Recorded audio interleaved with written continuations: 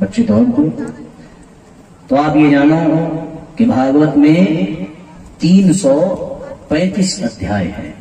कितने? अरे जरा जोर से बोलो भाई। हाँ, ऐसे पूछने पे आपको याद रहेगा। जब 7 दिन पूरा हो जाएगा तो फिर आप लोगों का एक टेस्ट लिया जाएगा। कौन कितना नंबर पाएगा उसको फिर सम्मानित किया जाएगा। तो भागवत में कितने अध्याय? 300 और इसमें है 18,000 श्लोक। कितने? और इसमें है 12 स्कंद। कितने? हाँ, 18,000 श्लोक, 12 स्कंद, 335 अध्याय। ये इसके ग्रंथ के स्वरूप का दर्शन है। एक और मजे की बात बताऊं, मैं लिख करके ले आया हूं आप लोगों को बताने के लिए। पहली बात तो ये कि भागवत भगवान के शरीर छोड़ने के पश्चात 30 साल बाद, मतलब जब भगवान श्री कृष्ण ने अपने शरीर का त्याग किया था तो उसके 30 साल बाद परीक्षित को सुखदेव जी ने भागवत सुनाया था। कब सुनाया था? भाद्रपद शुक्ल पक्ष नवमी तिथि को। ठीक, 30 साल बाद। दूसरी बार की भागवत प्रचलित हुई उस 30 साल के 200 साल बाद, मतलब भगवान के शरीर छोड़ने के 230 साल बाद। ये आषाढ़ शुक्ल नवमी को धुंधकारी को गोकर्ण जी ने भागवत सुनाई थी। अभी उसकी कथा आएगी। और फिर कलयुग जब प्रारंभ हुआ तो प्रारंभ होने के 30 साल बाद, ये तो द्वापर युग की बात थी, कलयुग के प्रारंभ होने के 30 साल बाद कार्तिक शुक्ल पक्ष नवमी तिथि को सनकादि मुनियों ने भागवत सुनाई थी ज्ञान, वैराग्य और भक्ति को, नारद जी को। सनकादि, सनत, सनंदन, सनातन, सनत कुमार, ये 4 ब्रह्मा जी के प्रथम पुत्र, जिनकी उम्र का कोई आंकलन नहीं कर सकता। सबसे बड़े उम्र में, लेकिन 5 वर्ष के बच्चों की उम्र में ये अपने शरीर को रखते हैं।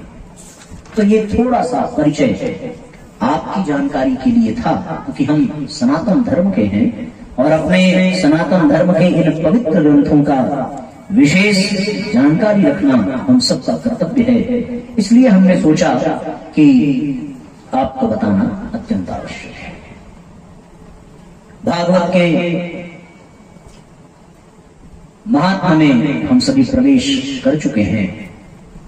क्रम कुछ ऐसा है कि एक बार नारद जी इस धरती पर विचरण करने के लिए आए, और नारद जी जब इस धरती पर विचरण करने के लिए आए तो उन्होंने यहां की स्थिति को बड़ी विचित्र सी देखा। उन्होंने ये पाया कि ये धरती जहां पर भगवान ने नंगे पांव गायें चराई, वहां पर गौ हत्या हो रही है। जहां पर भगवान ने द्रौपदी की लाज बचाई, वहां आज महिलाओं की इज्जत लूटी जा रही है। जहां के ग्वाल बाल दूध और माखन के लिए निरत रहते थे, वहां के ग्वाल बाल शराब के पीछे भागने लगे।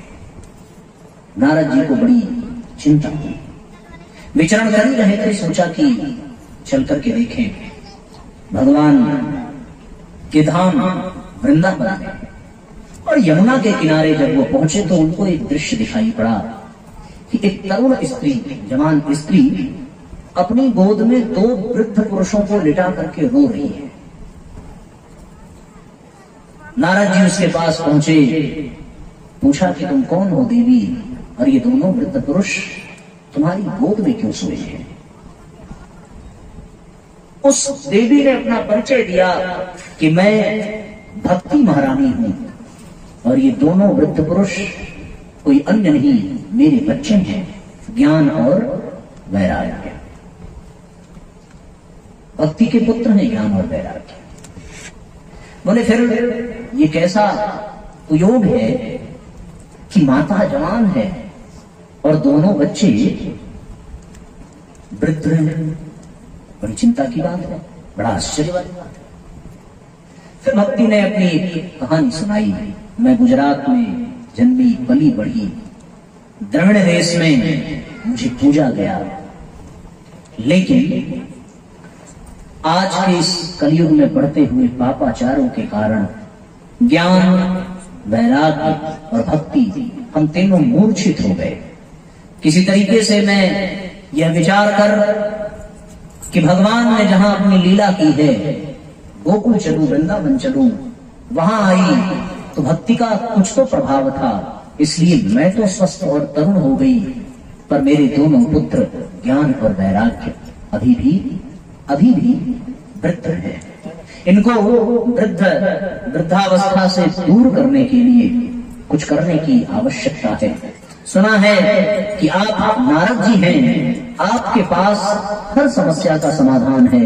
मेरी इस समस्या का समाधान करें भगवान। मैं परेशान हूं, मैं कष्ट में हूं, मेरे दोनों पुत्र वृद्ध हो चले हैं, मैं इन्हें छोड़ करके यहां से कहीं जा नहीं सकती, इसलिए हे देव मेरी इस समस्या का समाधान करिए। भगवान नारद जी जब इन बातों को सुन करके उनकी आंखों में आंसू आ गए कि हाय रे, ये कलयुग का समय जब ज्ञान, भक्ति और वैराग्य नष्ट हो गए, वृद्ध हो गए। आज मन में कहां किसी के वैराग्य रह गया, हर व्यक्ति बदलता चला जा रहा है। आज कहां किसी के जीवन में सच्चा ज्ञान रह गया। यदि वो ज्ञानी होता तो कुकर्म कभी करता ही नहीं। आज जीवन में भक्ति नहीं रह गई, केवल और केवल पाखंड, केवल और केवल दिखावा, केवल और केवल प्रदर्शन रह गया, दर्शन खत्म हो गया। ऐसी स्थिति में हे भगवान हमें कोई रास्ता बताइए। भगवान नारद ने यह आश्वासन दिया कि हे देवी, मैं अवश्य तुम्हारी समस्या का समाधान करूंगा। मैं प्रण करता हूं, अपने आराध्य की सौगंध है मुझे, मैं ये प्रयास करूंगा। ज्ञान और वैराग्य को जागृत करने के लिए उन्होंने वेदों का पाठ किया। बार बार वेदों का पाठ करने पर ज्ञान और वैराग्य उठते तो, लेकिन फिर मूर्छित होकर के गिर जाते। उन्होंने गीता का पाठ किया। इसके पश्चात उन्होंने यज्ञ किया, क्योंकि उन्हें आकाशवाणी हुई, भगवान का स्वर सुनाई पड़ा कि नारद सत्कर्म करो, यज्ञ वही श्रेष्ठ कर्म, राजसू यज्ञ, अश्वमेध यज्ञ, वाजपेयी यज्ञ, बड़े बड़े यज्ञ कर डाले, पर वो उठते फिर मूर्छित होकर के गिर जाते। आज यही तो है कि हम जब भी किसी ऐसे कार्यक्रमों में जाते हैं जहां यज्ञ आदि हो, प्रवचन आदि हो, तो हमारा भी ज्ञान और वैराग्य कुछ देर के लिए जागृत होता है और उसके पश्चात फिर वो सो जाता है, फिर वो समाप्त हो जाता है। जब व्यक्ति इस तरह से किसी कार्यक्रम के पंडाल में आता है तो फिर उसके मन की एक भावना जाग जाती है कि अब प्रभु कृपा करहु एहि भांति, सब तजी भजन करहु दिन राति। ये भाव जाता है। जैसे ही पंडाल से बाहर गया वैसे ही याद आ जाता है कि किस किस से उधार की वसूली करनी है, किस किस को सबक सीखना। सारा ज्ञान, सारा वैराग्य ताक पर रख करके आदमी फिर से उसी दुनिया में लौट जाता है जहां से वो लौट करके आया था। तो सब करके महाराज जी ने देख लिया, पर लाभ कुछ भी नहीं हुआ। अब ऐसी स्थिति में करेंगे, बड़े दुखी, बड़े परेशान विचरण कर रहे हैं। सबसे पूछा पर कोई जवाब न दे सका। जो वेद से नहीं उठा, जो यज्ञ से नहीं उठा, वो किससे उठेगा? जो गीता के सूत्रों से नहीं जागा, उसे जगाने के लिए क्या किया जाए? बद्रिकाश्रम में, बद्रीनाथ में नारद जी विचरण कर रहे थे और जैसे ही वो बद्रिकाश्रम पहुंचे, उनको जाते हुए सनत कुमारों ने देखा। ये सनत कुमार नारद जी के ही बड़े भाई हैं, अग्रज हैं। और पूछा कि आप तो समर्थ हैं, ज्ञानी हैं, और बड़े भाई का कर्तव्य भी है कि छोटे को यदि परेशान देखे तो पूछे, क्यों छोटे, क्या समस्या है, बता अपने भाई को। उस समस्या का समाधान करूं, तुझसे बड़ा हूं।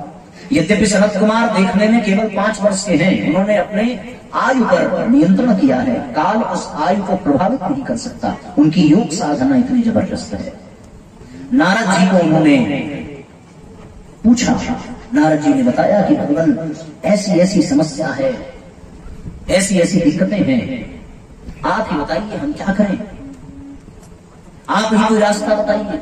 उन्होंने कहा, नारद, श्रेष्ठ कर्म सत्कर्म करने के लिए कहा था, तुमने वो तो किया नहीं, तुमने ज्ञान यज्ञ नहीं किया।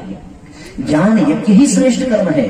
और ज्ञान यज्ञ में उन्होंने कहा कि महाराज वेद तो सुनाया था, पुराण सुनाया, उपनिषद सुनाया, उन्होंने कहा ये सब न सुनाओ, सुनाना है तो फिर भागवत महापुराण सुनाओ। और जब भागवत महापुराण सुनाओगे तब जाकर के ज्ञान भक्ति और वैराग्य जागृत होंगे। मन में प्रश्न आया, महाराज क्या बात करते हैं? वेदोपनिषदाम सारा जाता भागवती कथा। सुना है कि भागवत महापुराण वेदों का सार है, और हमने वेद ही सुना दिया, तो अब सार सुनाने की क्या आवश्यकता? सार सुनाने से क्या लाभ मिलेगा जब हमने पूरा वेद ही सुना दिया?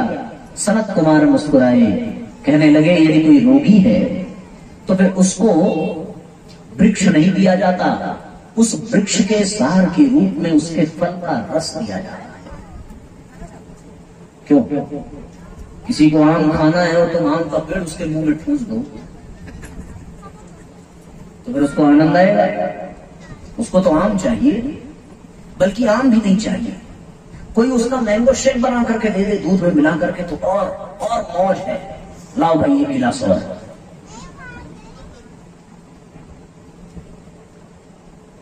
तो फिर फल का वृक्ष नहीं लेना है, फल देना है।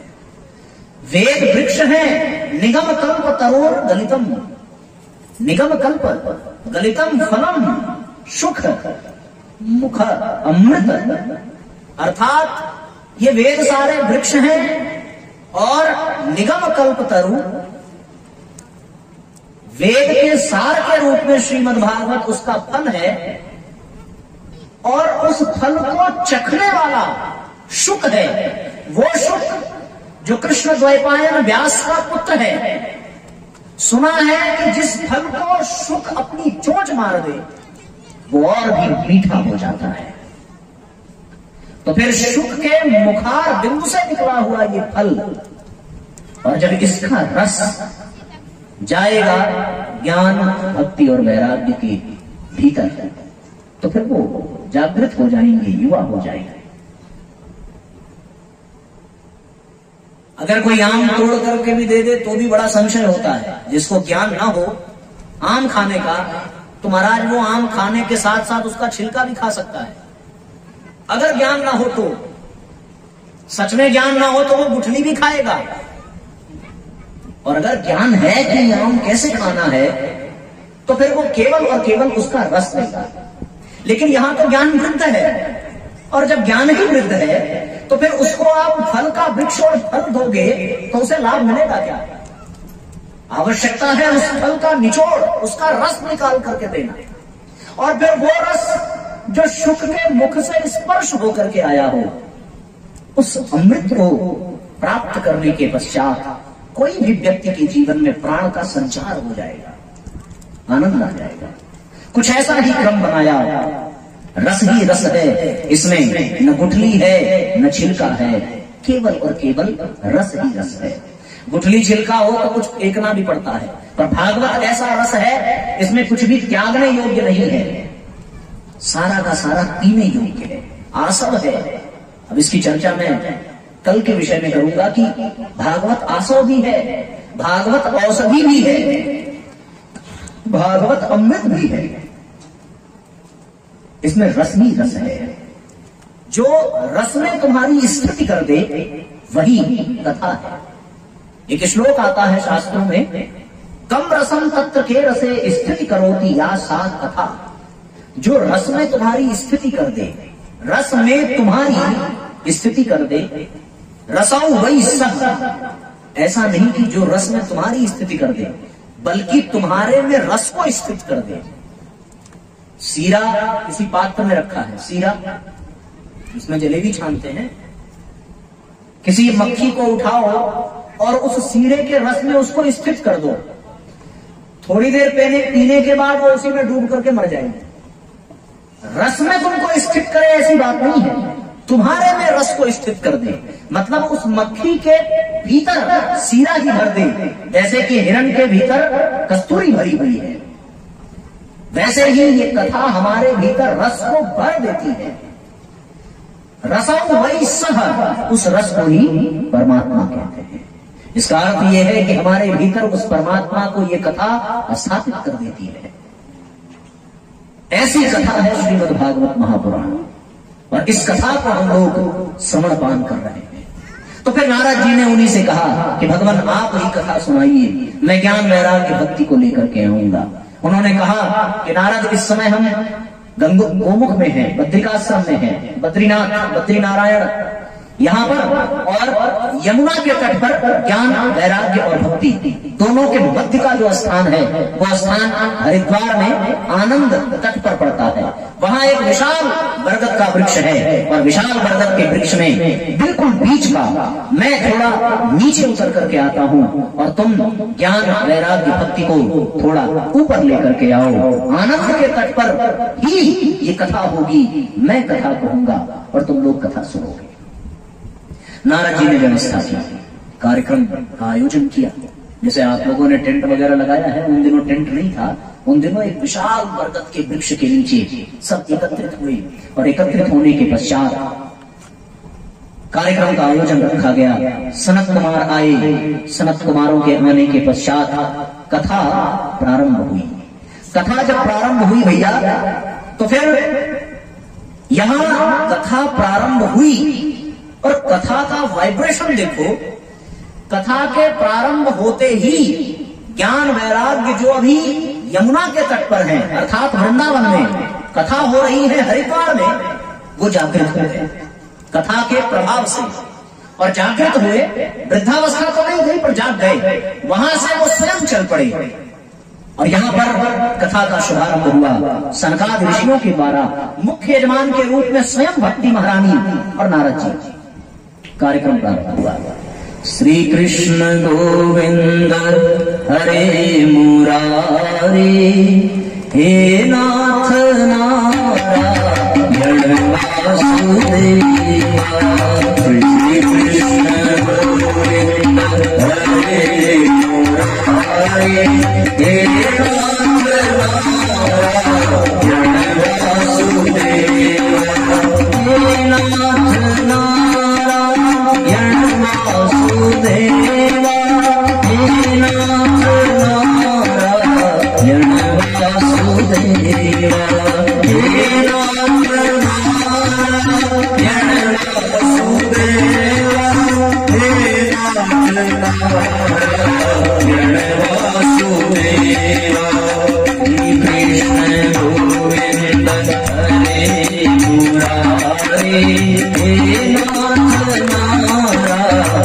वासुदेवा। कृष्ण गोविंद हरे मुरारी, हे नाथ नारायण वासुदेवा। श्री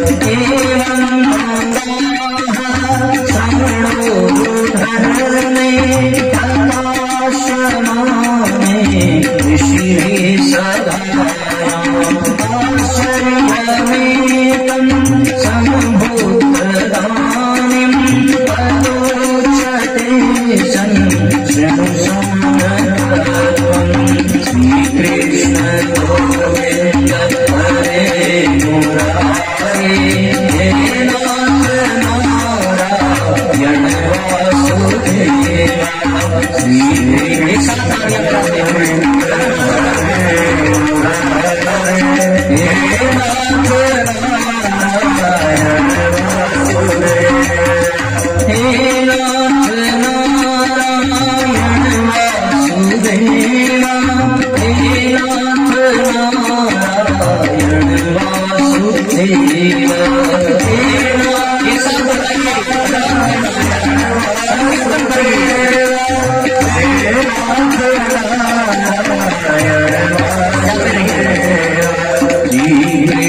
गोविंद हरे मुरारे हे नाथ नारायण वासुदेव श्री कृष्ण गोविंद हरे मुरारे हे नाथ नारायण वासुदेव।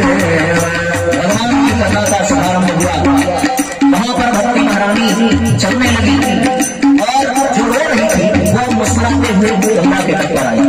सारे तीर्थ मनुष्य का रूप धारण करके कथा सुनने आ गए। सारे देवी देवता स्वयं समस्त ऋषिगण समस्त देवता खुद चल करके आए। यक्ष गंधर्व नाग सुर सारे लोग समस्त रूपगण सारे तीर्थ और स्वयं धरती माता गाय का रूप धारण करके कथा सुनने आई। सबने मिलकर के एक ही साथ भगवान के नाम का संकीर्तन प्रारंभ किया, बिल्कुल ऐसे ही जैसे हमारा कर रहे हैं। दोनों हाथों को एक करके एक साथ तालियां बजाते हैं।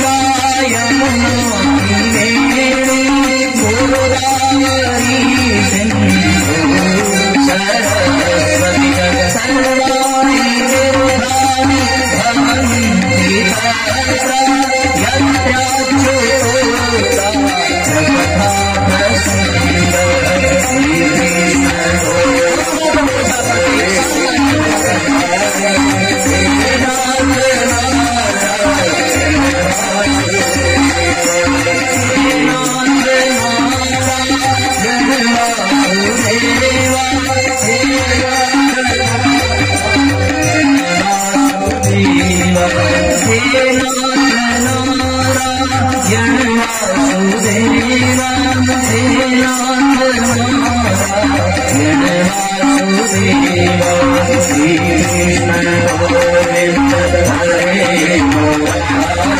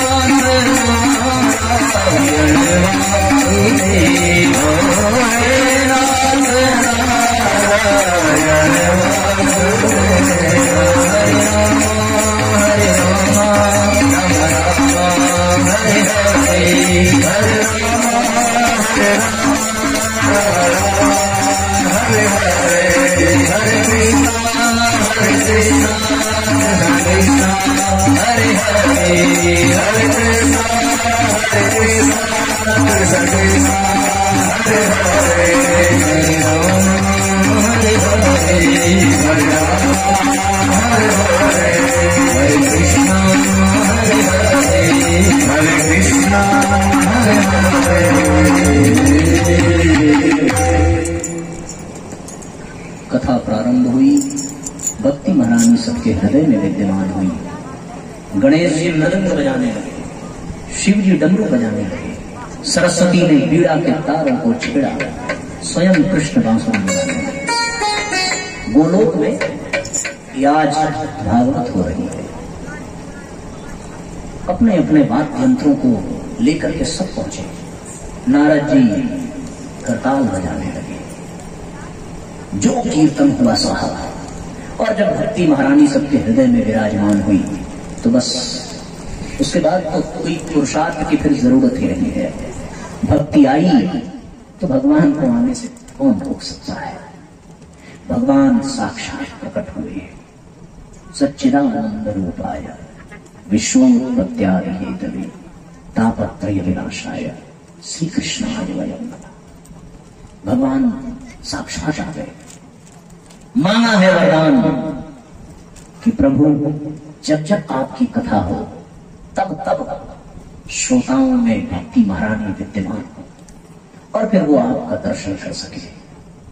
भगवान ने वरदान दिया कि जब जब जहां जहां भी कथा होगी मैं अवश्य आऊंगा। मुझे वो पाएगा जिसके हृदय में भक्ति विद्यमान हो।